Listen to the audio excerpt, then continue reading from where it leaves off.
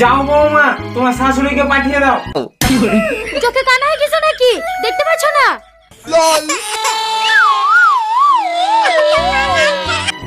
এই তুই রোগ দেখাতে যাচ্ছিস না রূপ দেখাতে যাচ্ছিস? তোমার কথা, কলকাতা শহরে সবাই চুড়িদারি পরে, ওখানে কেউ শাড়ি পরে না। চলেন বিয়াই। বিহান বাড়িতে আছো? বিহান বিয়াই তুমি বসো, বিয়াই বসো।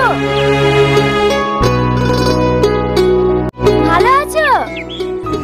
ভালো আর থুলো কই বিহান, তোমার স্বামী আমার বউকে নিয়ে গেছে 7 দিন হলো, এখনো বাড়ি আসলো না। আবার এত করে ফোন করছি, ফোনটাও তুলছে না। ও সঙ্গে করে বিয়াই নিয়ে গেছে? হ্যাঁ, কেন তুমি জানো না নাকি?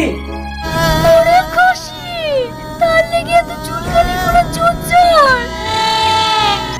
কি হলো বিহান, কি ভাবছো? ও কিছু না, এইবার সব বুঝতে পেরেছি। আসলে তোমার বউকে লেগেছে বলে আর 3-4 দিন ধরে আমার মনটাও তুলছে না।